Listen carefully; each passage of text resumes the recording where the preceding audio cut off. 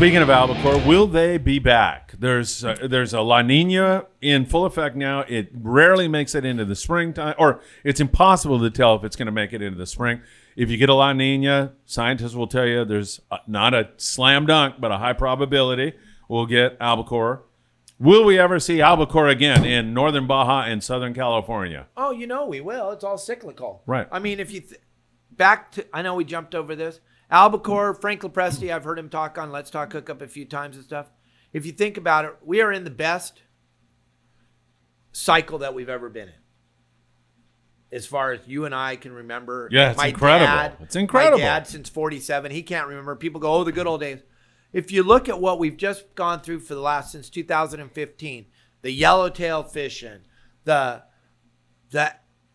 bluefin fishing, the yellowfin fishing, the dorado fishing, the skipjack fish, all that stuff just keeps hanging out here. 2015, wahoo. Nobody had ever caught right out wahoo here at the in rigs. Southern California. Yeah. We're catching it at the rigs in the dirty water. Freaking crazy, What the right? heck? Yeah, amazing. So this is the good old days right now. Yeah. Now, are albacore going to come? Maybe. Are they going to come tomorrow? Maybe. Who knows? It's just Grossbeck and Lasley are two of the most scientific guys. They have, you can ask Peter, you can ask Steve, hey, November 13th, 1987. Oh, they've got a... What? No, they got it written down. Oh, uh-huh. Yeah, because Steve will tell you he was on the east end of Catalina, 1987. He was anchored up at Church Rock. The current was trickling uphill, and the wind was blowing out of the northwest, and the boat was laying in the trough. And at 8:15, we hooked our first sea bass, and by 9:30, we were down on the sea bass. Then we pulled the anchor, and we went around the front. We went up to K20, and I dropped the anchor at 9:47. And but he'll tell you right now, all that, nothing makes sense anymore. Oh, really? Throw the history books away. Yeah. Nothing makes sense. This bluefin thing, it doesn't make sense. We've seen it where it blew like a mother for 3 days, nonstop. Gale force winds on the outside. God turns off the fan.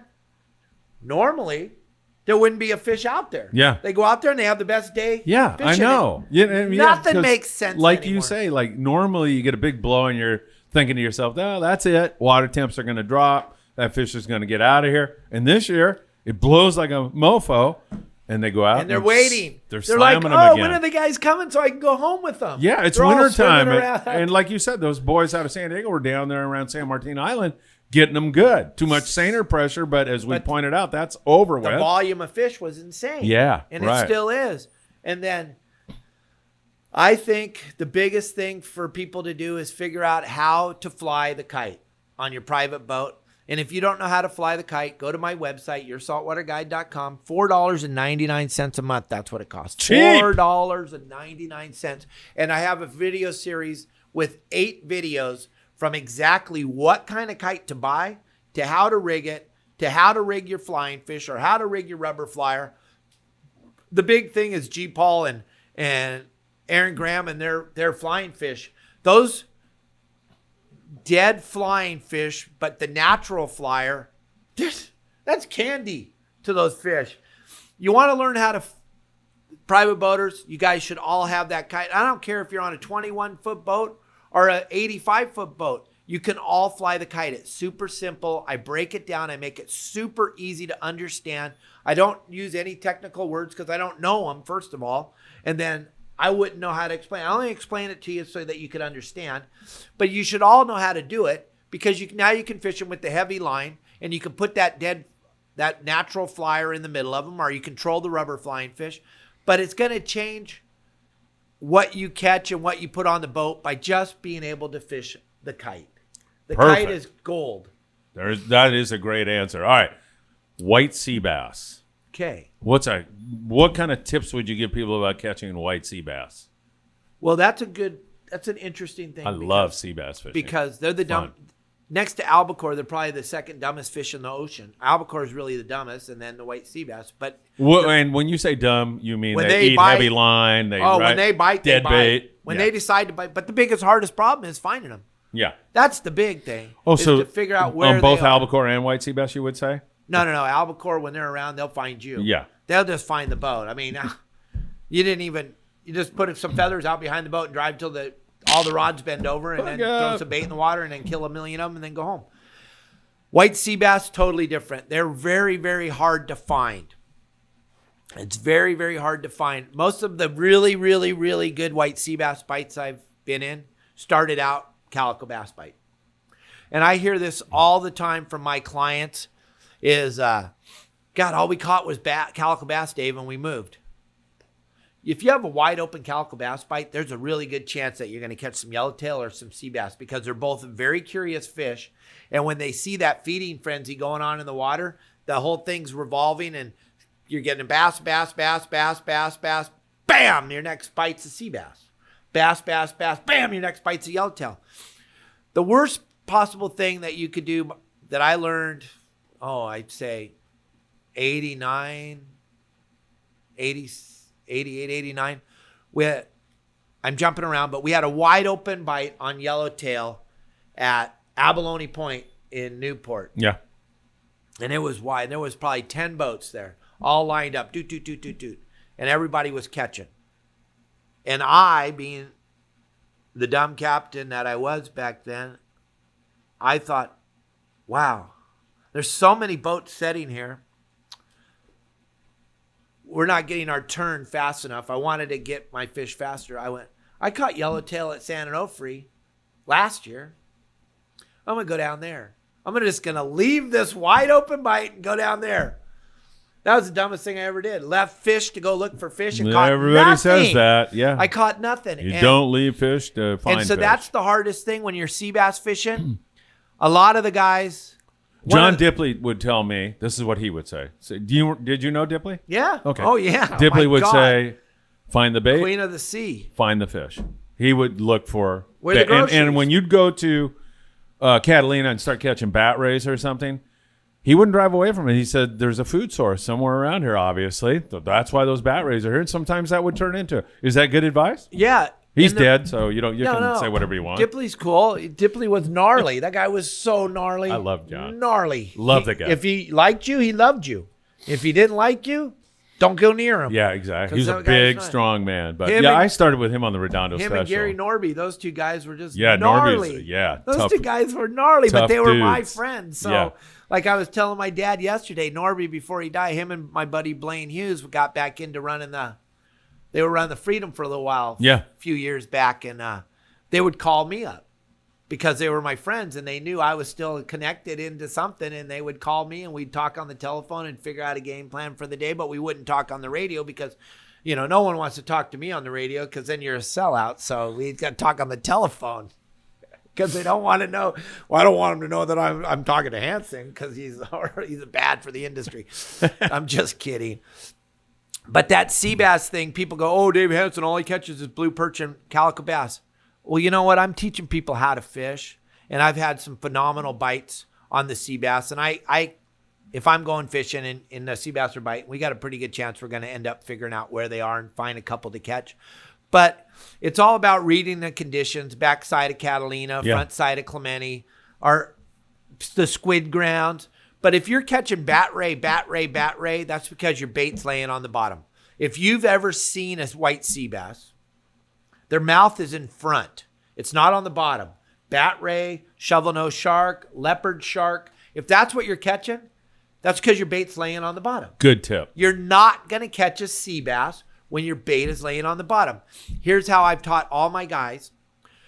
Brand new guys, we're going to use a lead head. We're going to use a lead head that doesn't weigh a lot, maybe a half ounce or a quarter ounce lead head. You're fishing how deep? Regardless of, not if you're out in No, 100. not if I'm fishing squid 100 feet. grounds. Yeah. Then we're fishing a white jig. Yeah, okay. Because that's dummy proof In the too. shallows, you're fishing that. Right, in the shallows, along the beaches on the backside of Catalina or over at Clemente. We're using a small lead head with a big hook. Small lead head meaning the weight of the lead head. Big hook, 5-0, 4-0?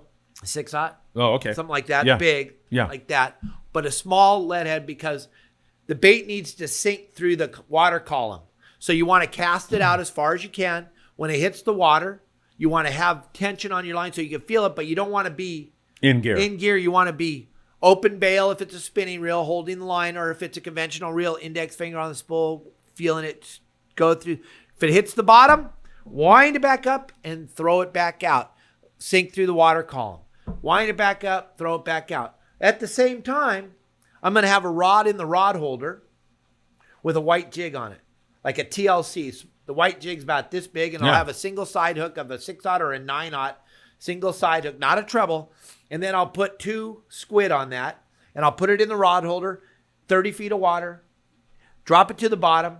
When it hits the bottom, take a half a crank up so it doesn't touch the bottom. Yeah. So every once in a while when the boat would roll, it would touch the bottom, but it's not laying on the bottom. So it's bouncing. Because as you're casting out and you're all of a sudden, if you look at any old picture or you go to YouTube, you look at sea bass, they swim in these giant schools. And they'll cover the whole water column. In 30 feet of water, there'll be fish on the top and there'll be fish on the bottom. And they'll come right through and they'll eat everything. So you want to have a bait down the bottom. A lot of guys like Brandon Hayward, Jimmy Kingsmill, these guys are really good. Alan Watson, Bradley Phillips, probably one of the best fishermen I've ever known. Used to be the owner of the First String. Yeah, right. The kid was incredible. Started out working with me in Dana Point on the sport boats there. Those guys like to fish with a bobber, if you will. Pull off 10 feet of line, put a bait on that. One bait at 10 feet. One bait at 20 feet. One bait down, and then one. So they got rod holder with a bait at 10, a bait at 20. Bait down with a jig on the bottom. So they cover the whole water column. And then the other bait, they're fishing. 3 rods in the rod holder, because you only have 2, but you always have more than one person on the boat. If you only have 1, then you have 2 rods. But so you got a few rods covering the water column, and then one fishing where you're holding it. And you're going back and forth through the water column, trying to pick off that one. But you got to cover the water column, because that school could come through at 20 feet, could come through at the surface, or could come through down there on the bottom at 30 feet. And Dave, that image that you're painting in my head, that school that comes through, you see that when you're fishing sometimes when boats are lined up and then you hear the boat way down on the end start, whoa, there, and then it moves to the next boat, and then you're going, hey, here it goes. So it is that school just swimming through, and then, well, I don't know if it makes a circle or what, but then it's gone for a little while, and then that repeats itself while that bite is going. So you're absolutely right about that. And probably the very best white sea bass fisherman that I can call a friend, and he is the king of Catalina, and anybody else can claim they are, but there is nobody like Alan Watson. Alan is the king, and I'm lucky enough to be friends with him. And I haven't seen him for a long time. I could sit and talk to him for hours, and he would tell me, and I would ask him about that thing where we're all sitting at like the V's or Silver Canyon or something, and that fish would come through and boat, we get bit. He would tell me, okay, here's what you're not understanding, Hansen. He goes, they're all anchored in 17 fathoms. If you're in 18 fathoms or if you're in 14 fathoms, you're not going to get them. The fish are in 17 fathoms going through that row of boats. You can be outside of them or inside of them and catch nothing. You've got to look at that boat that's anchored and getting bit. You got to know what depth he's in so you can get in line if you're not first. Wow, that's a great tip. And I was like, whoa, that made all the sense. That it started to dissect it and break it down for me. Another thing Alan taught me was if you get to a beach, we'll just say Junk Beach on the backside of Catalina. Yeah. You get there and you start fishing. And if you have not had a bite of any kind, calico bass, blue perch, anything in 15 minutes, you need to pull the anchor and get out of there. They're not biting. Yeah. There's something's not right there. You got to get out of there. But go to the next beach. Anchor up. 15 minutes is what he would give it if he doesn't get a bite. But if he starts picking calicos and stuff, he's like, okay. And blue perch, all right, we're there. It's going to happen. And it'll probably happen when the tide goes slack. Right. Because, and I was listening to Let's Talk Hookup last week, and somebody was talking about why do you think the fish react when the tide goes slack? And here's what I tell all my people on my website, and here's my theory, and it probably wrong theory, but it's mine, and I'm going to hang on to it. All the fish, I don't care if they're 1,000 pounds or if they're 1 inch, they all think they're little. They don't understand that they've grown to this. That's why they swim in schools. 200, 400 pounders are swimming in schools because they know that they're in that group, they're going to be protected. When they're little, everything feeds on the plankton when the plankton floats when the tide goes slack. That's why if you're out on the ocean and all of a sudden you see bait everywhere up on the surface, bait has to eat.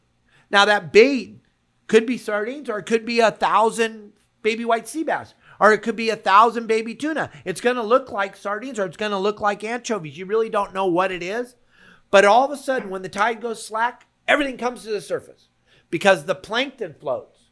And when the plankton floats, then the photoplankton floats, the zooplankton eats that, then the bait fish eat that, and then it just keeps going down the water column. So that's why I believe that's why it's slack tide time to eat.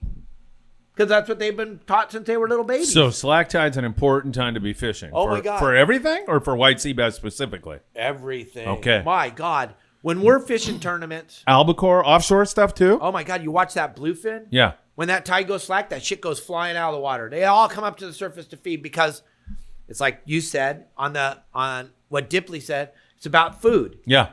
Those fish are following that bait. Now, that bait could be at 30 fathoms all day. But when the tide goes slack, it comes right to the surface to feed on this. And then what comes right behind it? The bluefin. Now everything's up on the surface. And it'll go bananas for an hour during the slack. And then it all disappears again. And you're like, shit, now it's back on the machine, but it's at 20 fathoms. Yeah. What happened? And then you go, oh, wait. And you look at your chart, your tide chart, and you go, oh, shit. It was slack tide. Wow, that Hansen's not as dumb as we thought he was. It's slack, though. It's slack. And tournament fishing. When we're tournament fishing marlin or we're tournament fishing tuna, the radio lights up an hour before and an hour after and all through the slack. That's when everybody starts to hook up. Marlin fishing. Yeah. You're in the middle of the ocean in 3,000 feet of water. You think it wouldn't make any difference, right? It makes all the difference in the Wow, world. that's It interesting. changes everything and it could be slack high or it could be slack low. I believe slack low is the best, but slack high is going to work too. Slack low seems to be the best for me. That's my theory. An hour before the slack, an hour after the slack, you want to be on your spot where you think you're going to catch your sea bass.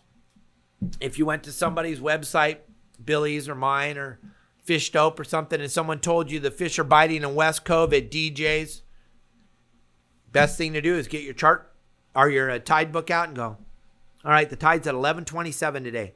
I better be anchored up at 10:30 at DJ's, and I better not pull my anchor till 12:30. Fish that tide. It's super important. Save your bait. If you got live squid, but you only got a little bit, no. I know you want to throw one out because your sister's brother's cousin caught a fish here in 1941. No, we're saving our 25 or 30 baits or whatever, or your half a scoop or whatever. If you got squid, you're saving it to fish it through the tide. It will make a big difference. It'll change what you catch. It'll help. Swordfish, this new deep drop swordfish thing. Those guys that are whacking them, that are consistently catching them, they fish the tide. They fish the tide. They get out there, they fish the tide. When it's done, they go. They don't spend all day doing it because it's such a nose. They'll fish through the tide, and then they'll go. That's a really good tip for everybody out there because it covers all these species, right? It's so important. It covers everything. Let me ask you a question. No. Oh, sorry. Fresh, dead, or live squid, does it make a difference? Okay. If you take a bucket of fresh, dead, will you catch as much sea bass? Yeah, and probably calico? More. If it's good fresh, that's how I feel about it. If it's good fresh, dead, really, if really. it's clean. Here's the biggest problem I see people do when you get your squid at the end of the day. You still have a half a tank squid left because you're not on my website, so you didn't catch stuff. So you suck at fishing. So you got all this extra bait. If you're on my website, you'll never have extra bait because you're always going to knock the crap out of them every time. Absolutely. Or if you didn't because you didn't follow my game plan. Exactly what I tell give everybody. a game plan every Thursday that tells you exactly where to go and exactly what to do. And if you follow that simple plan, you will never suck at fishing again unless you're into that. Then I can't help you. But what was I talking about? We're talking about totally fresh, forgot. dead versus live squid. Thank you. Yes, no problem. I am sober, but I did a lot of damage back in the day. So sometimes my brain just goes blank for a minute. That was a black spot right there. That's why I'm here. Okay, thank you. I have to do that in the audience sometimes. I'll pick one guy. I'll go, Al, you look like you're pretty. You got clear eyes. Pay attention to what I'm talking Yeah, about. if I get lost, because help I'm me going to out. come to you. And I'm going to say, Al, what was I just talking about? Please bring me back because I'm off. Okay, sorry. So we hit a black spot there, folks. So fresh, dead, or live. Fresh, dead, if you take care of it right. What I mean by that is when it's alive, but you're not done. You're done fishing. Get your Ziploc bag. Scoop it out of the tank. Drain the water out in your bait scoop. Pour it in the Ziploc bag. Drain the rest of the water out. Make the bag so it's flat. Zip it. Put it on ice. Why it's alive. Don't let any fresh water touch it. Yes. Or any water, salt or fresh. Don't let it touch it. Because what happens with squid, if it's dead and you let water touch it, it swells up like a ballpark frank. It swells up. It takes that water. It's like a sponge. Now it's no longer looking like A natural bait. if you take care of it and do it exactly how I say, put it in the bag, make sure it's flat, put it on ice, take it home, put it in your freezer, flat bag on top of flat bag on top of flat bag on top. Not a big giant meatball of it. Flat, flat, flat, flat, flat. The next time you go out, take 2 or 3 of those flat bags out. Don't put them in the water to thaw them out. Put them in your ice chest. Let them get half thawed out, but they're still ice cold. Take them out, hook them, use them like that. What I see most people do is they wait till they're all dead. Now they're all round, and they're round and they've swelled up with the water and they're white. Like white as that. Yeah, I know they're what you're white. talking about. Yeah. That's no good. Right. You go get a bag of squid at the fish store. Right. Because it's the same guard. It's not guard. It's just not fresh dead. Right. I'm sorry. Didn't mean to. Mark and Paul, your squid's phenomenal. But yeah, please. You know, I love you guys. Yeah, thank you. No, Mark and Paul are my heroes. My God. Talk about some guys with some absolute vision like you can't even comprehend. My dad and I, Don Hansen and I, were talking about Mark and Paul yesterday. My dad is so impressed with the two of you guys. He's known you since you were kids. He just thinks you guys are insane. Mark Paisano's going to be on the show next week. That's what I hear. Actually, when cool. you see this, he will have already been on the show. My dad will be watching it. My dad will be watching it. Great. But yeah, my dad thinks Mark and Paul are like the coolest cats on the planet. Yeah, He they're just great is guys. So impressed. They've not only got the sport fishing landing, but they have the bait company. They have every aspect of the industry. Long range. They are in it. Yeah. And then the Independence is one of the finest long-range fishing boats on the planet. Absolutely. But back to the squid. So if you take care of it proper and it looks, when I say it looks, when you take it out of the bag and it's frozen, it still has all the pigmentation. It has the browns and the reds and the yellows. And when you look at it, you're like, shit, it almost looks alive. Yeah. That is going to get bit. Alan Watson told me, here's another trick, Hansen. Before you throw that squid in the water, smack his head on the rail. Smack it. So, because the sea bass, this is what he told me, hate it when the squid grabs them. They're not into that. They're like, they'll shake it off and swim away. So if you smack his head, he's not alive, but he isn't dead. Yeah. And they'll have a tendency to eat it quicker. Yeah. Now, what I'm laughing about something else. We'll go back to that in a second. Okay. Tom Durr's been in this business for 60 years. We were out. There wasn't the time that but Philip and I went with him the other day.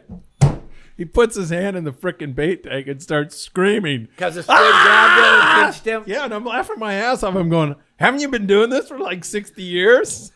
I was laughing my ass off when I saw him. And I took one and I went to stick it on his leg from behind. He goes, you son of a... out of him. Yeah. He jumped up. He was screaming. But anyway, so, okay. Let me tell Alan you- Watson. Who the hell spells Alan, Allyn, anyway? But anyway, go ahead. That's how Alan's... The king of Catalina. Did you know that? Yeah, right. oh, Exactly. I know. The thing about that squid that bites you, here's where it's going to bite you every time, right here. Right here. Every single time you guys are going, wow, how did Dave know that? Every single time, but it bites you right here. But it's a little pinch. It's a little pinch. It doesn't hurt. You're a baby. My son, Philip, is 6 foot... 6'3", 200 and whatever he is. He's afraid of him. I put one on Alex's back of his leg the other day, too. I let him bite me. When I grab him out of the tank, I let him bite me right there. It's their last act of defiance, but it kind of turns me on. So Interesting. that little pinch right there, Yeah. it's like my G-spot. Oh, wow. That's very interesting. Yes, I didn't know that I'm was... sorry I'm telling him, Kelly, but... Yeah. So, Kelly. So you've well, Yeah, I'm not going there. Mark. Never knew that a squid was an aphrodisiac for you. See? One that bites you. See, you don't know, but when he bites you, it's a big deal. It's his last act of defiance as you're driving that hook through him. Another thing, and this was brought up to me by Tino Valentine. He doesn't know that I listen to what he says, but I listened to him one day a long Tino time. Valentine, the Freedom right outside Yeah, here. he hates me more than anybody. He hates does? me, but that's okay. That's all right. Okay. He's allowed to hate. This Yeah. is America. I didn't know that. No, actually. he really hates me. That's okay. But I actually listen to what he has to say because Yeah. I pay attention to everybody, because the last thing I'm ever going to say is I know everything.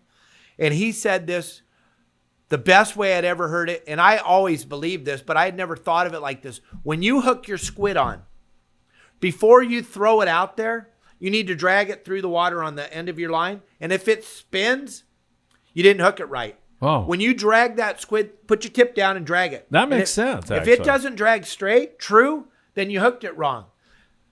What I always teach everybody, this is a squid, you start at the very tip of his tail, and you hook it through there, and then you hook it through there, then you hook it, and you hook it, and you hook it, and you can hook it as many times as you can, and thread that thing onto the hook. I don't care if it's a 4-aught or a 6-aught or a lead head, but you hook it as many times as you can. Yeah. And then when you put it in the water, drag it through the water, and if it spins, you go, oh, shoot, I didn't do it right. Yeah. But you got to hook it on more than once, because why? Well, first of all, when you go to cast, 9 out of 10 times, if you only hooked it on once, the squid goes flying like the greatest cast in the world, and you're hooked right next to the boat. You Right. got no bait on it. And when you're fishing with no bait, you know what we call that? What? Fishing Obama style. You're fishing on credit. No, very good. You're going to get us all in trouble. I know. now. I'm just trying. Yeah. But I Eddie don't Leland care. says one hook. He doesn't thread it. He puts one. Okay. Everybody. Yeah, so does to Sean each his Morgan. own, right? So does Sean Morgan. There Sean you are. just hooked him in the middle of their body or whatever and throws it out. I was with Sean was on the boat with me one day. We're at Catalina and the sea bass are biting. Here's Sean. And he's just hooking them and just throwing them out there and getting bit. He's got a rod under this arm, and he's untangling these guys. And both rods are bit. Both rods are bit on sea bass. You know how big he is. Yeah. He's got them pinned on here, and he's still undoing the tangle. And I'm all, Sean, just hand the rods off. And he's all, no, I got this. And he gets the tangle. I go, there you guys go. And then he's back over at the rail, and he's like, all right. He puts one in the rod holder, he winds one in, and then he grabs the other one. He's like, those are my fish. That's hilarious. Yeah. That sounds like Sean. That's Sean. I love the guy. He's insane. All right. You know, now, I don't know if you'll agree with this or not, but I have had great success doing the same thing that you're talking about doing with squid with grunion. Oh. I have done it with grunion and fresh dead grunion. People, I don't know. They Gang. work really good. Gang, my bait is grunion. What, you mean your preferred bait? Oh, my God. Of any bait on the planet. You mean even better than fresh dead squid? I'm glad you brought this up because I was thinking about this on the drive up here. I knew you were. See, I'm clairvoyant. that way. John Platt, that drives the bait boat for Dana Point. Yeah. Works for the Everingham brothers. One day I took him fishing on my skiff, and John knows I love anchovies. So he makes On your pizza, or you mean no to on fish my with? bait tank. Okay. I will drive 100 miles for a tank of anchovies. That's like my most preferred bait. Yes. As far as yacht fishing, sport boat fishing, anchovies. You can catch fish on them all the time. You know what eats anchovies? Everything. Marlin, wahoo, calico bass, sand bass, tomcat. Come on. Everything. You've never got a marlin on an anchovy. Oh my have you? God. Lots of them. Remember albacore fishing? Being a wide open stop, all of a sudden some guy hangs a marlin. Patrick You're caught like, oh, one on. shit. Yeah, Patrick, we were in the East Cape, and I think it was a sardine, but No, yeah, he they caught a eat marlin. anchovies all day long. Yeah. They're in big balls of them out here. That's true. Off the Yeah. east end of Catalina. They're in big balls, washing their bill around, eating anchovies. Yeah. Everything eats anchovies. But so John catches a load of anchovies because he knows we're going fishing. And I had two. What I do is I'm getting ahead of myself. I'm going to jump back for a second. So I was dating this gal when I was 17 years old, and I was working on the Clemente as a deckhand. And her dad told me, he goes, I'm going to show you how to fish. I've heard that. You know, I'm a 17-year-old. I know everything. Remember, if you know a 17-year-old, hire him immediately because they know everything. That's why we have Alex. He's 14, and he's even smarter than a 17-year-old. Okay. But I'm telling you, there's nobody smarter than a 17-year-old. They know everything that there is to know about everything. And that was me. And I knew everything. He goes, I'm going to teach you how to catch calico bass. And I go, oh, yeah, okay, whatever. He goes, but we're going to use the best bait possible. And you'll never guess what the bait is. And this was a long time ago. Really? And I was like, squid. And he goes, nope. Sardine, nope. Clams, nope. Anchovies, nope. Shrimp, nope. I'm going through all the different baits I Blue knew perch. of. I'm like, okay, lizardfish, whatever. Yeah. We went through it all. I had no idea. Lizardfish, ratfish. We're going to go twilight fishing on his center console. And so I get to the house, and they still don't let me know what it is. And he's got it in an ice chest over here in the corner. And he goes, put on a, back then we only had mono. He's all, put on a 4-aught hook and no weight or anything, and get ready. We're going to go up to this boiler rock, and we're going to fish. And so I tied on my 4-aught thin wire mustad hook, and we got up there, and he grabs one out and pins it on real quick, and then his buddy grabs one out and pins it on real quick, and I'm still trying to figure out what the heck just happened. They both cast out, and they're both on instantly on big calicos. The biggest calico I ever seen, they caught 13 pounds. They had it on their wall. Wow. Okay? And I'm like, Jesus, what is that? And then I get over to and I'm like, what are jacks? I go, are these jack smell? He goes, no, those are grunion.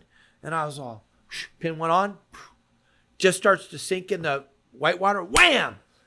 Wham, wham, wham, wham, wham. We catch, I'm Right. like, They work so good. I'm sold. I'm in. I go, what eats these? They go, everything. Now I'm working on the Seahorse. We're fishing San Clemente Island. We're taking grunion over there. They're eating them all day long on the front side of the island. We're catching calico bass. We're catching yellowtail, dead grunion. We're catching yellowtail on them. We're catching calico bass on them, halibut, white sea bass, everything. Now I'm like the guy. I just love to fish for grunion. So I have some kids. So now we have a contest. Here's what we would do every time the grunion would run. I would grab my kids and their friends, and I'd give them all a 5-gallon bucket. The one who gets the most gets a blah, Gets blah, blah. $5. There you are. Smart man. And oh my gosh. And then I have a kill bag in the back of my truck.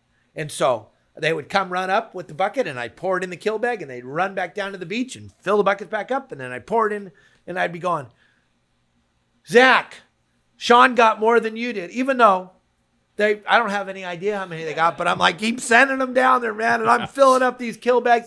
Then the fun part starts. You got to go home, dump the bag out on your grass, and hose all the salt off of them. Get all the salt off, and then I put them 100 in a bag. That's a hell of a job. I know, right? Oh my God. You'd be up till 3, 4 in the morning.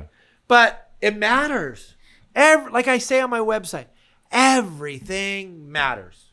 If you want to be successful, you got to do all the things that most people are too lazy. Right. But you want to do all the things you possibly can do to make it successful. Let me ask you this question, because how many times have you heard, or how many times have I given the advice, you've got to take your time and choose a hot bait. Choose the hottest bait in the well. And now you and I are out there throwing dead grunion and getting bit. Right. So, I mean, how weird is that? Like, it's different, but most people won't get grunion. Right. Yeah. Because you have to go out at 10 o'clock or 11 o'clock or 12 o'clock at night, and you got to go down to the beach, and it's usually cold, and it's wintertime, and you have to run around and get soaking wet to get the grunion. Most people won't do it. It's free bait. It's free. There's no limit. You can have as many as you want. Got to have a fishing license. You have to have a fishing license. Can't use any buckets or shovels. You have to use your hands. Got to use your hands. The only reason we got the 5-gallon bucket is to throw them in. But you run around up and down the beach and just grab them. Doheny's my favorite place to go because Doheny's pretty cool. They have the shipyard right there at Doheny. Yeah. So what I do is I park in the shipyard's parking lot, and I sit in my car with my spotlight, so I'm warm, and I'm listening to a Phil Friedman podcast, and I'm shining the light on the beach, and when I start to see them coming up on the beach, then I get out of the car and I walk down there. And have at it. Grab them. And they're the greatest bait. And I always have a few thousand of them in my freezer. Really? When I start to get below 1,000, I start to panic. Because I've seen it red tide as thick as it can be. Looks like a brick. And I've caught wide open calico bass and sand bass on dead grunion and red tide. That's amazing. They eat those things no matter what. Halibut, shovel-nosed sharks, bat rays. If you just want to have fun and catch fish, grunion. But most people, you don't ever have to worry about it getting overfished because most people will never go do it. And it's great because it's California and northern Baja. I don't think it's in southern Baja. I No. could be wrong, No, but it's a water's too California hot. northern Baja phenomenon. So it's really, I don't care how many times you see it, it's pretty damn impressive, isn't it? And people used to say it's like, watching the submarine races or something, but it does really happen. Yeah. And if you haven't seen it, go to YouTube, look at Grunion Run. These little fish, they're that big, maybe a little bit longer, but about that size. Billions of them come up on the beach to spawn. What happens is the female digs herself into the sand with her tail down, and then the little boy wraps his body around her and squirts his milk in there. Eggs, yes. And she lays her eggs in the sand, and then they both wiggle out and shoot back down to the water. So you grabbing them, unless some schmuck like you or I grabs them and throws them in a bucket. Yeah, and then, poor thing. Yeah, poor thing. Just trying to mate. Spawn. Yeah, when really. they're spawning. You ever spawned? Once in a great while. Yeah, the worst thing to do is get ripped out of your bed when you're spawning. Yeah. Hey, let me take you back to hoop netting for lobster. Didn't you and I a long time ago we did lobster seminars? Okay. And you were on the Liquid Coast Highway. Thank you. So that's why when we first started this show, I was telling you how I owe a lot of my success to you. Really, honestly. I mean, I'm a humble person. I know people think I'm not, but I am. I'm humble. Philip and I was ownership of the Liquid Coast Highway with a guy named Jeremy Allen. Yeah, Jeremy. Jeremy and I owned the Liquid Coast Highway, and we were lucky enough to own it during 2007 when those yellowfin were in the channel between Catalina and Clemente. And it was all on the Dolphin. And it was all run and gun. You get 2, 3, then you'd have to pick it up and haul ass and get back on the pot of Dolphin and then catch 1 or 2 or 3 and then haul ass and get in front of the Dolphin. And I remember our trips were $1,500 was what we were charging for a 3/4 day trip to tuna fishing. And that was when the president at the time, him and his dad, they owned a bunch of oil companies. And that's when they decided to make gasoline or diesel. They decided that was a good time to make it $5 a gallon because they were getting ready to leave office. And so they wanted to make sure that everything was working in their favor as they left. So they got that diesel price up to $5. There was, I believe, August, September, the price of diesel was going up anywhere from 3 to 5 cents a day. It was going up every single day. And what year is this? 2007, 2008. Yeah. It's impossible to run a fuel-based business as the price is jumping like that. Yeah, I remember that. And you can't go back and say, okay, Steve, Al, I know you chartered the Liquid Coast Highway. It was $1,500. We need to add But I'm going to add $300 to that. No, you're not going to come. Right. And we can't keep adding it on. Right. Can't keep going. So I think Jeremy and I figured out we ran 7 trips that year that we paid for you to go fishing. Hell of a business. That's a good, right? Yeah, that business model doesn't work too well. So we came out of that. Now it's November, and I don't know what. A little dandruff there or yeah, something? I think so. Or shampoo. I didn't wash my hair. Oh, no, it's that gel I put in so I look presentable. That's Oh, what there it you is. go. That's what it is. You should dye your beard like I do. Oh, my gosh. Yeah. Yeah, go ahead.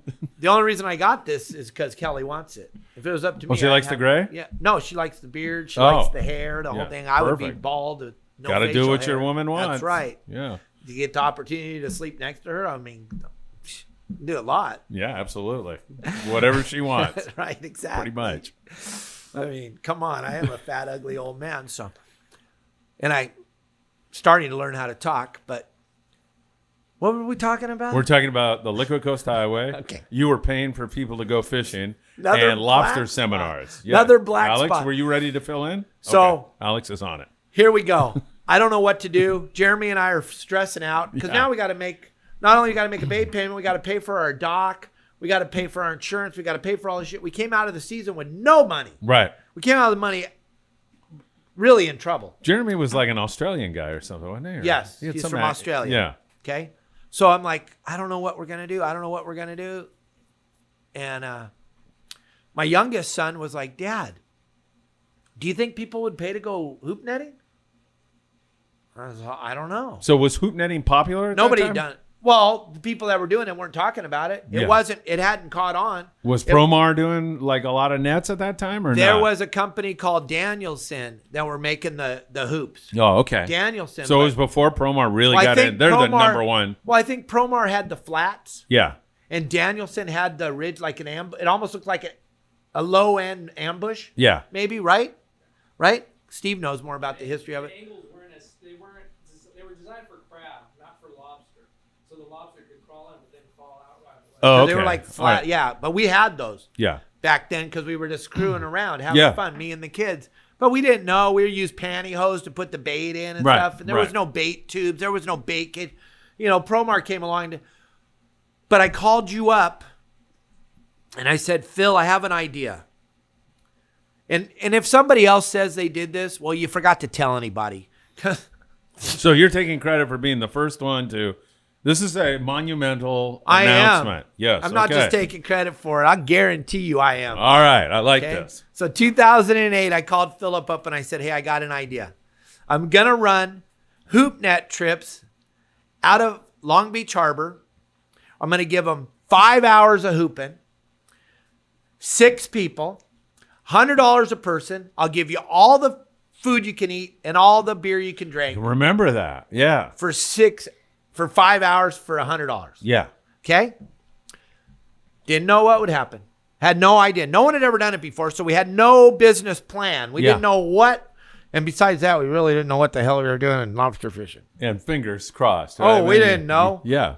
Okay, so we're doing this lobster thing. I call Phil and I ask him if we can do this. And so here I am, Captain Brag and Fag again. I'm back to calling Philip's show 9762. And I'm calling it 3 times a day. I'm like, okay, hey, everybody, Dave Hansen from the Liquid Coast We Highway. just got another lobster. No, tonight we're going to be running our first hoop net Right. trip of the year. If anybody wants to go, we have no reservations. We don't have anything. And all of a sudden, we got 3, we got 4, we got 6. The first night we got 6 people because of 9762. And I'm like, here we go. Off we go. We go out. We don't catch nothing. But I people don't- ate and drank. Yeah, they had a blast. They caught Right. a bunch of shorts. They caught crabs. They caught more eels. They caught sand bass. This Everybody is was one of having the few times when people catch crabs and they're thrilled to death. Totally stoked. That's great. And we're like, wow, that we might have something here. And so that next morning, I call you up and I tell you, hey, we had a great night. Everybody had fun. We got another trip tonight. $600, $100 a piece. Da, da, da, da. And we're doing these and we're doing them. And now all of a sudden we're starting to learn and we're starting to find places where there's actual lobsters. And then along comes Kelly, my wife. She wasn't with me at the time. She was with somebody else, but That poor woman. she caught the world's largest lobster. Yeah, I kind of We're remember going to give that. you the picture It was the to post world's on here. largest? Well, the Honestly? biggest lobster ever caught in California. Is that right? It's got Now, a lot of people say they caught bigger, but you know what they forgot? Can I guess the weight before you go? Because I have no idea I don't know what a world lot. I'm going to say 18 something. Yep, 18 3/4 pounds. Man, I'm good. Yep. That's she a gave, big damn lobster. and she gave it to the aquarium in Long Beach. Oh, that's terrible. I would have eaten And that it- son of a gun. And it was, they said it was 70 years old. And like I said, God, nothing should ever be 70. right. Should have killed that sucker. There's no reason for anything to be that I'm old. going to try to make it to 70 if you don't mind. No, I'm just kidding. Now that I'm there, now that I'm getting, Yeah, right. everything should live to be I'm 100. 7 years away from that, man. So that catapulted this lobster thing because she was on all the news channels and she gave the lobster to the aquarium in Long Beach. So the hype went bananas. And all of a sudden now we're running every night. And this was Liquid Coast Highway is where it occurred and blah, blah, blah, blah, blah. And then me and you were we were going to restaurants and stuff and doing lobster seminars. Yeah. And we were doing all this media blitz and I was just firing this I thing think up. you did one at Big Fish Bait and Tackle. Was Sean still the owner in those Yes. days? Why are you laughing? Because that's the one where I told you guys about fishing kelp patties. Oh, God. Somebody, Bob Osborne? Yeah. That's his phone. God rest his soul. No, he's still around. Oh, no, Bob. Yes. That's his phone ring. I forgot. That's the funniest thing, man. What, do you remember? I know. I can say it exactly. Do it, man, because I took that and I freaking used that. So people look. had it as their phone ring thing. So look, we're talking about lobster, but I'm going to jump over to this real quick just for Phil, and we're running out of time. But People always get on the radio and say, hey, Skipper, can I come in on your kelp patty? Can I come in on your kelp patty? I mean, Jesus, no. You can't come in on my kelp patty because, Jesus Christ, I've been looking for this patty all day long.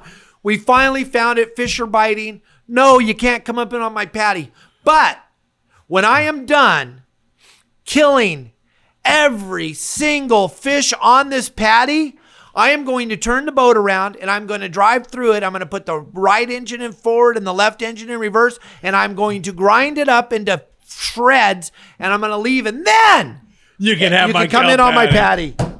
That freaking went viral in a day. Went before viral. That went viral. I know. I remember. That's the funniest damn thing. I used to take that and put it on the radio every once in a while. know. Just take the VHF radio and let it go, and people are like, "Who the hell is that? What is that?" Because you get tired of hearing it all day. Yeah. You on the white boat with the blue top. Can I come in on your patty? So then what I used to do on Channel 72 is I'd answer every one of those calls. That's funny. And I'd say, yeah, come on in, even though I wasn't even near you. And they'd come in and you'd hear all this yelling and screaming on the radio, and I'd be laughing, driving around the front side of Capt.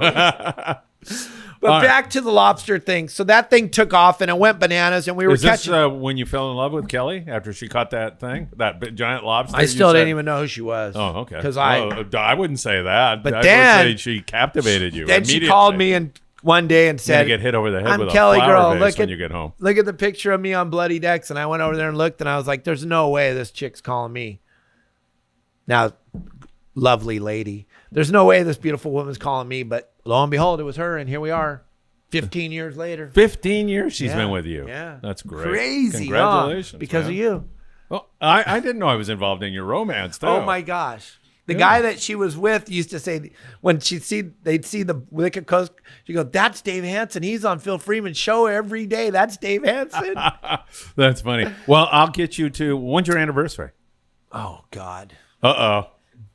Really? No, sorry. April 28th. Perfect. Thank I'll you. get you to, Right, Kelly? I already know what I'm going to get you. Okay. A live squid. So you can, Oh, doesn't thank that turn you thank on? you. Yeah, absolutely. Yeah, It there you works go. great. Give you a live squid. Works and great. It can bite you and you'll. But yeah, that whole lobster thing was brought to you by Dave Hansen, and then I teamed up with Promar Ahi USA. Yeah. You're We're still off with to the them, right? races. Oh yeah, they're like one of my biggest supporters. I mean, I'm with a lot of different companies. You know, Akuma, Fishworks, Costa Del Mar, Promar Ahi USA, Baja Jerky. I have a bunch of sponsors. Oh, hey, you know what's funny? You just said Baja Jerky.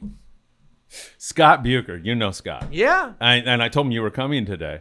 And most every day he'll call me and say, like, he tries to hear who's coming. He'll go, give me some swag, give me. And I go, well, what do you want me to get from He Dave wants Hansen? beef jerky. Yeah, he did. I know, everybody does. The That's beef jerky- exactly what he said. That Baja Jerky is the kind, gang. It's so good. It's incredible how good it is. Is it made in Baja? No, or it's made here? in San Diego. Oh, okay. But it's the freshest jerky I've ever tasted. Is I it mean, moist like? And Yeah, I got bags in the car. I'll let you taste it. Oh, But, don't it's keep your insane hands off how those, good Alex. it is. It is absolutely insane how good it is. It's so good. I know they're not a sponsor of your show yet, but that doesn't mean they won't. It's okay. be. We can mention them. And Scott Bucher is Yeah. very dear to my heart. So There's a lot of people that have fallen in love with the jerky because of my podcast. Or well, it's not even a podcast. It's a might show on Facebook. It might as well be a podcast, but I go live every day on Facebook. yeah, right. It's similar to a podcast. Your Saltwater Guide. Excellent. Don't forget your saltwater guide. If you're tired of sucking at fishing, go to yoursaltwaterguidecom and you'll never have to suck again. Did we finish the lobster story? Was I that don't the end know. of it? I'm all over the place, but I'm seeing Steve's jumping up, and I don't know if we're 40 minutes. No, is we gone. still have another 28 minutes. Okay, Is good. that right? Exactly. All right. So Close. Yeah. as we're hoop netting in Long Beach, now remember, I didn't have any money. Yeah. Neither did Jeremy. We were broke. Yeah, I remember. And by the way, I said, where was Jeremy from Australia? I remember I had a really nice friendship with him. He was a nice guy. No, he's a great guy. Super good guy. But we were broke. Broke. We were broke. Our business model didn't work. Yeah, because well, of you had the price of fuel problem, and yeah. I mean, we had a lot of people that wanted to fish with us and enjoyed us, but there was no money at the end of the day. So we started running those trips, and as we were going along, all of a sudden, it started to rain. And when it started to rain, all these spots where we weren't catching anything at, but they were close because we couldn't run very far. So we didn't have any fuel because we didn't have any money. You're afraid you were going to run out of fuel going Well, a we mile didn't from have the any. harbor. We were talking about running out. We just didn't have any. I hope you weren't siphoning from the guy next to you in the No, slope. we'd go over to, we'd do a 3-day trip up to Yankovic's from Long Beach because we'd go like 4 knots do a 3-day trip up there to get some fuel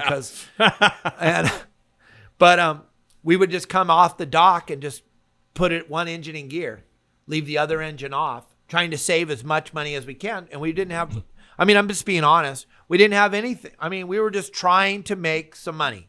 And we ran 48 trips that year because of you. It was insane. But I was on there every day. But when it started to rain, we found out that the lobsters absolutely hate fresh water. So when it rains, Oil Island Chaffee, the water would run down the sides of the island and flush the lobsters out of those rocks, and they would come out They and start start crawling. moving. And then when they're moving, they're burning energy. And when they're burning energy, they want something to eat. Whammo. They'd crawl right into our hoop nets. And so we caught a 15-pounder. Day before Thanksgiving, we got a 15-pounder. I don't even know how many 10-pounders we caught. Whenever it rained, it was just insane. And we started to learn a little bit more about lobster fishing, a little bit more. And then the second season, we had it pretty good. And I think we ran probably 30 chargers that second year. And we had like regulars that would go hooping with us and stuff. And it was good. And then... Did you always have all the food you can eat and all the booze you can drink? Yeah, and the way that I did that was we would get some pizzas.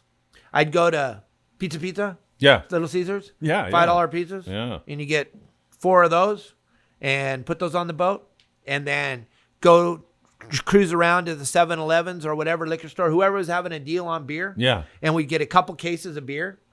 And the first trip, I think I had like 6 cases of beer or something because I thought, oh, shit, they're going to drink. But then I found out, you know what? I keep you wet and cold, and we never stop pulling. You can't, I don't care. There's if no you're time the to drink beer. Greatest beer drinker in the world. Yeah. When you're soaking wet and freezing, you're not drinking beer. Doesn't sound too good. But when I'm talking about it on your show every day, all the beer you can drink. And all, Yeah. That's getting them. And we're hooking them. Yeah. We're hooking them. We're getting people to come. And Meanwhile, they're looking for a hot cup of coffee, right? Because it's cold out there. They're having 2 or 3 beers on the way out to the spot, and then that's that. Yeah. They shut them down. They're freezing cold. Now Their you clothes got a are all- business model that's working. And then the Navy ended up using the boat more. The contract was better with the Navy, and we couldn't run any more trips because we were subbing the boat out to the Navy. So then Jeremy and I parted ways, and Jeremy moved back to Australia. And Is that where he is now, do you think? Yeah. Or have you ever talked to him again? I haven't talked to him in probably 6 years, 7 years. But Yeah, I haven't either for a he's long back time. in Australia. But now, Ryan with the Gale Force and the Triton. Ryan, I was running boats for Danny Salas. Tour boats in the wintertime. I was running the 45-minute fully narrated tour of the beautiful Long Beach Harbor. Did you narrate that, or did they have a recording that Oh, no, plays? you narrate. Oh, really? You did give that? 45-minute fully Over here, narrated you tour of the have beautiful blah, blah, Long blah, Beach blah, Harbor. blah. During this tour, you'll get to see the world-famous Queen Mary, the Russian spy submarine, the Black Scorpion, the California sea lions in their natural habitat. Much your more. favorite mammal in the world. I want to be one. Yes. And so I gave that speech. What did we do, Danny? 7 trips a day? Oh, my God. You must have wanted to I throw was into up. it, though. Nah, I get to talk. I know, you get I that. get to talk. Yeah, right. And they're paying me. Right. I don't care. Right. I get to talk all day on the PA. You're making money doing it. No, Perfect. I loved it. I would go off tour, though. I'd make my own tours. Oh, I'm sure. That I'd was be a out wild cruising narration. around. Yeah. Yeah. I get Did a you call. work the live squid in as an aphrodisiac? I'd get a call from Danny in the afternoon. He'd go, "Where did you take those people today?" What the hell did you say to him? And I'd be like, "Danny, it was cool. I saw some dolphins. I had to go after them, and then I ended up in Belmont, and I was on." Turned into a whale watch. Yeah. Turned into a tour of Belmont. Yeah. So all I know is that I still have a ball. I still love what I do. I get to do I get to do my passion every single day for a living. I don't know if it came out in the show here today. I think so. But I'm kind of into this whole thing. I love what I do, and I love you. I love you too. I mean, really, we go so far back. Yeah, definitely. And you've been so good for me and my industry and my father and everybody else that we all need to support you because this is going to be good. And this is something the industry needs. We need to get in there and talk to all the people and see what's going on out there in the world and understand that this is an industry that isn't cash rich. This Right. is a passion industry. Right. This is an industry where we need all of you to be involved and support us because it's mostly mom and pa operations. And there's Yeah, no big absolutely. corporate America isn't in the sport fishing industry. We're all just trying to make it every day with all the different rules that are going on and everything. It's very, very hard. And part of it, Dave, for me was some of the reason. Well, first of all, I came back from China. I was going to go back. I have a little school that I started there with a Chinese friend of mine, Shelly, and her husband and daughter, great friends of my family. And then I was teaching at a school. I wanted to go back and finish because I love my kids. But COVID-19 brought me back together with my sons, and now I'm doing this. But part of the reason I wanted to do this was because I'm starting to get older, and you kind of you realize you're mortal. Right. And I wanted to preserve some of the stories of guys like Eddie McEwen. I was very good friends with him. I never got to do that. And Eddie was a wealth of wonderful stories. So then when we had Tom Duran here and guys like that, at least now some of those stories are preserved. And there's a little bit of history that you get. In addition to doing tackle tips and all that, I think it's important. And by the feedback we've been getting from the public, they're loving that. Old skippers talking about the old days. So that was part of the reason why I wanted to do this. Right, I understand. Yeah. It's something that everybody needs to understand that watches this on you. You've got to subscribe to Phil's channel. You have to subscribe. It's mandatory. So that, you want to be able to get the updates when the new people come on. If you're a subscriber, all of a sudden there's an alert on your phone or on your laptop or on your computer telling you that, hey, Phil just put up a new podcast. And yeah, you're trying to schedule them every day, but there might be a time where you put one up that if you're not subscribing, you didn't even know it was up there. That's you might have missed out on a good friend. Subscribe, guys. It's super important to subscribe. Subscribe. Leave a comment. I think Phil's going to have a contest coming up for the best comments. And if you want to win some cool stuff, you want to leave some cool comments. So make sure you leave a comment. It's super important. Are we going to have a contest for the best Absolutely. comment? Oh, we are. We're going to give away. We are now. Well, we're going to give away a membership for a year to the best comment. A free membership for the to month, go on YouTube. For the month of February, whoever leaves the best comment, you're going to get a year subscription to YourSaltwaterGuidecom. You're going to get a 1-year subscription plus whatever other swag Phil puts together. You might throw in some fluorocarbon. You don't know. The grab bag could be phenomenal. We got Steve here who's connected pretty tight with Promar. He might even throw something in there with that bag. All I can promise you right now is that you're going to get a subscription to my website so you can sit and listen to me 24 hours a day, 7 days a week. You'll never not have me. So what is the best who's going to judge the best comment, Steve? And what would the best comment be? That Phil Friedman is the greatest How man did Dave who ever Hansen lived get to be so cool? Yeah, there you go. Yeah. You got to say something really nice about Dave because he's giving the gift away. That's funny stuff, man. Yeah, but it's super important to leave a comment because that helps drive the search on Phil's podcast. That helps drive this comment, the like, and the subscribe. All those things work in conjunction to help to drive this. And so if you're enjoying this at all, it's not going to cost you a penny.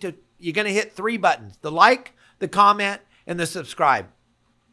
Even I could handle that. I love you, Dave. That's very important. Well, I think we're getting toward the end here. Anything else that you want to say or talk about? I think we're actually at the end of this. Well, to do some let's tackle do stuff, this. This whole show should be a tribute to the dawn of sport fishing. My father, Don Hansen. Let's do that. I'd love to just, Dad, thank you for allowing me to own this passion. It's all because of my father, Don Hansen. He's the man. He is such a big part of so many people in the industry's lives. He's touched so many people as you delve into Tom Durr. Tom Durr used to run his boats out of my dad's landing. My dad says, I used to take care of Tom like nobody took care of him, and there's so many captains along the way that my dad has touched their lives in so many different ways and helped them, just like Frank Lopresti has helped so many guys get their first boat, get their first captain's job.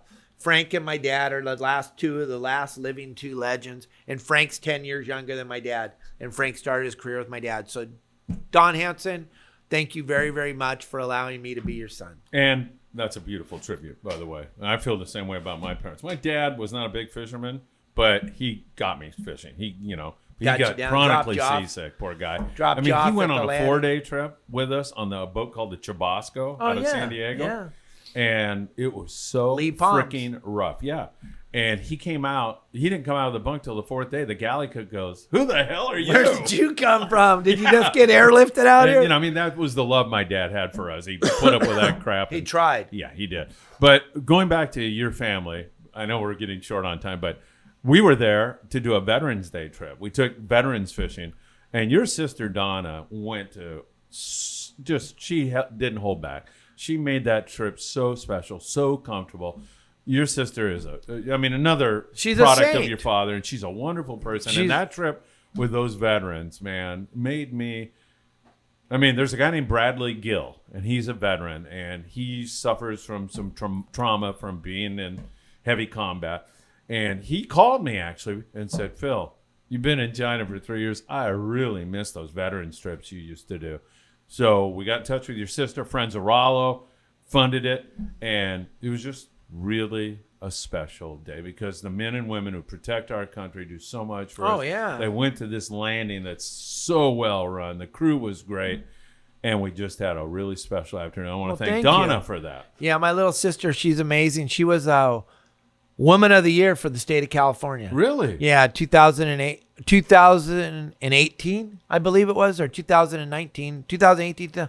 She went to the Capitol and got the award. She was Wow. Woman of the Year for the state of California for all that she does for the children and all she does for the veterans and all the things she does. She's always there when someone needs something as far as charity. My sister will always make sure, and she learned that from my dad. My dad's been giving back to the fishing community and the people of the state of California forever, and that's Donna. She emanates my father. Yeah, she's a sweetheart. She's a pretty cool little girl. Hey, I need to mention one thing now that you mentioned because I haven't even told Steve this yet, but we did a big drive with Orchid Martinez. She does Baja convoys, and we sent a bunch of stuff down to Mexico, and 300 families in Tijuana received stuff, not because of Friedman Adventures, but because of all the people who came here to 22nd Street. Right. Okay. We're doing another little thing here. If you want to drop by a mask, the Isla or the island of Cedros Island, speaking Spanish and English, they are really short of masks, and there's a little bit of a problem with COVID out there. So if you want to come by here to 22nd Street, and we'll send those down to Baja. Perfect. to I'm sure you'll get Cedros. 1 million masks I now. hope so. Here they I come. hope so because Hang people are on. so generous and so giving. I've met so many good people as a result of that. So it's been good stuff. Nice. Dave, Cool. anything else? You want to give yourself another plug? Just Do it. make sure you go check out my website, yoursaltwaterguide.com. Also check out my YouTube channel, yoursaltwaterguide.com. Also check out my Facebook channel, my Facebook page, yoursaltwaterguide.com. Instagram, yoursaltwaterguide62. I don't know if you know, but I'm your saltwater guide. Hey, this was beyond expectations, man. Good to see you as always, and I'm sure the lawyers at DuPont have already lined up to file lawsuits against Friedman Adventures. For those of you that I offended during this, just remember when you call my business line, my HR department, I will answer and I will talk to you. Oh, very good. Nice to hear. Hey, remember to follow Friedman Adventures on Instagram, on Facebook, YouTube, and of course, we thank you all for joining us for another edition. Dave Hansen, everybody. Woo! We'll see you next time.